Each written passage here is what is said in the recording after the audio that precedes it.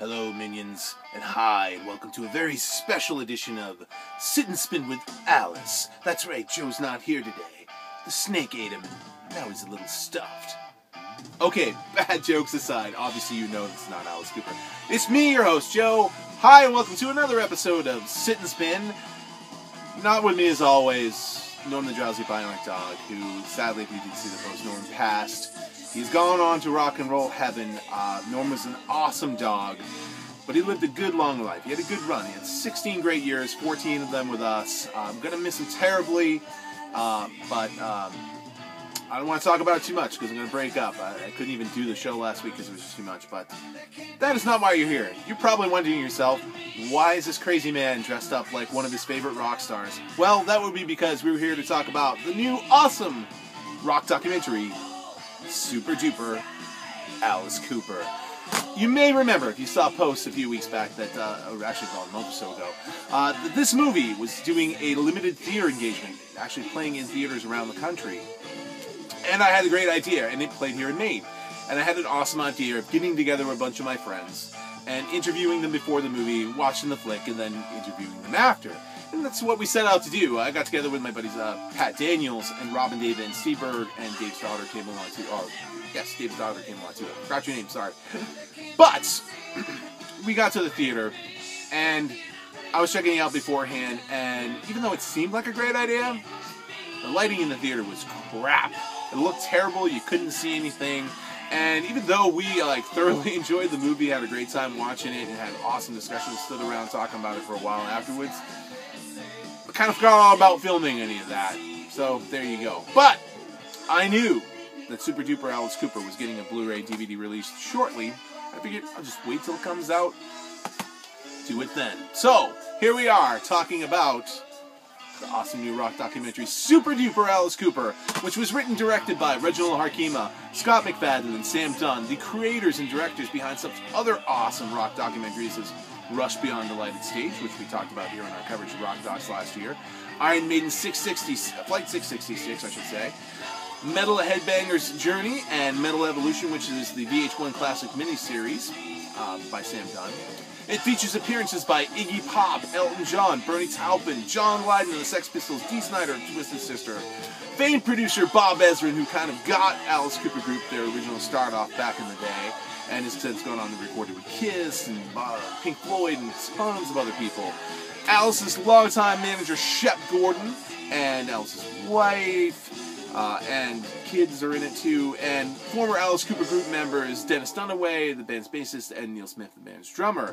It covers Alice's life from a young child all the way up through getting the original Alice Cooper Group together back in high school in Phoenix, Arizona, and then moving from Phoenix to Los Angeles in the late 60s and trying to get their start going from there, and goes all the way from there through the 70s, the dissolution of the original band, Alice going solo, and covers Alice's well-known problems with drinking and drugs, and goes from there all the way up till about the mid-80s when Alice got clean and stayed sober, and resurrected his career as a solo artist again in the mid-80s. And that's kind of where it leads off.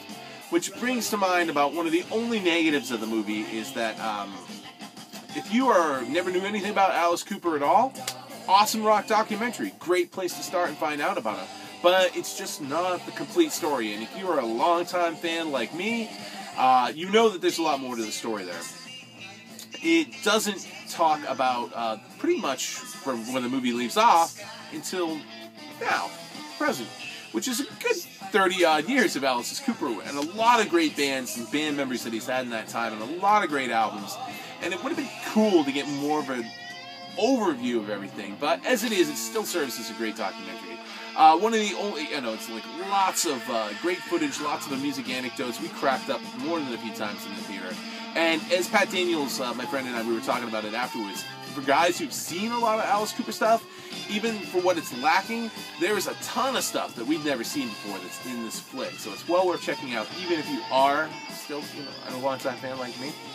One of the only other negatives about it, too, is that even though Dennis Dunaway and Neil Smith are in it, Sadly, there wasn't going to be any participation from Glenn Buxton, the band's original lead guitarist, because he died in 1997. Would have been cool if he could have been on there, but understandable that he's not. But more glaringly, there is no participation from Michael Bruce, the band's other guitar player, and the guy who co-wrote or wrote some of the band's early hits. I don't know what's going on there, because last I knew everybody was getting along, but for whatever reason, they must not have been able to come to terms together, and hence, there is no Michael Bruce in the movie. You see pictures of him, but nobody mentions his name, no interviews with him, so that's kind of a bummer.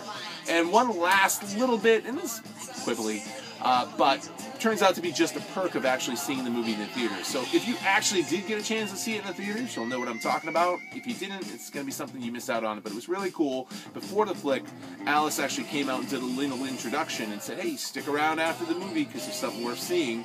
And that ended up being a Q&A session with pre-submitted questions, one of them from somebody right here in Maine.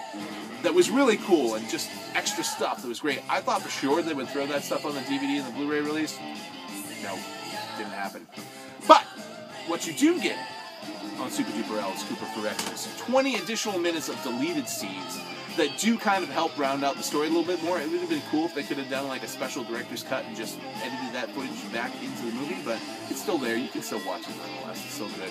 Some of the cool things from that is one of the interviews is with Dick Wagner, who outstanding guitar player who has played with everybody and was Alice's main foil and songwriting partner in the 70s when he first went solo, and on and off throughout the year. So it's cool to get a little bit from Dick. And also guitarist Kane Roberts, who was the big muscle-bound Rambo-y looking dude who was in Alice's band when he first got his mid-80s resurrection going on. So that's really cool. There are also the Alice Cooper interviews from the Metal Evolution from Sam Dunn's VH1 Classic Show. All that's on here too, as well as some additional rare footage that didn't make it into the movie proper. So you still get a lot of great stuff. And it's an awesome value too, man. It's actually fairly cheap. I picked this up for less than $15. It's even cheaper than that, if I believe. And that's for the Blu-ray, and the DVD probably had for about 10 or 12 bucks. So definitely go out and pick up Super Duper Alice Cooper. Rent it when it becomes available. If not, buy it. Like I said, it's super cheap. That is all I have for you this time on Sit and Spin. Thanks for tuning in. Thanks on the part of Norm the Drowsy Bionic Dog. I want to also thank all the people who came by and stopped by with kind words and condolences. It really means a lot to me and my wife, and it would have meant a lot to him too. But it's off in rock and roll heaven now, looking down on us, still guiding us here in the wind. And we will see you next time on Sit and Spin. Hopefully you are checking out my good friend Scott over at Righteous Vinyl, as well as the riff of the day guys, Gino, Sean, and Mello, Pete, me occasionally, other people occasionally. And speaking of which, if you are a guitar player and you doodle around the guitar, film yourself playing. Submit it to the Riff of the Day page. Check it out. We are always looking for new people to submit videos and stuff. Be part of the Riff of the Day community. And we very much appreciate that. So do that for the Riff of the Day guys and for me too. And also, the last thing you can do for me, talk to a lot of people who tell me they love the show and stuff. So do me one little favor. Just one. Take the extra second to click on that little box that says like. If you like what I'm doing, you dig what I'm doing. Because it would mean a lot to me. And it means to lots of people who might be checking out the show that want to do more with it. So just click on that like button. I appreciate it. Tune in next time to see what we'll have for you. I'm not sure what it's going to be. It'll be something good. But you won't know until you tune in. So tune in. And we will catch you next time on Sit and Spin. See you then.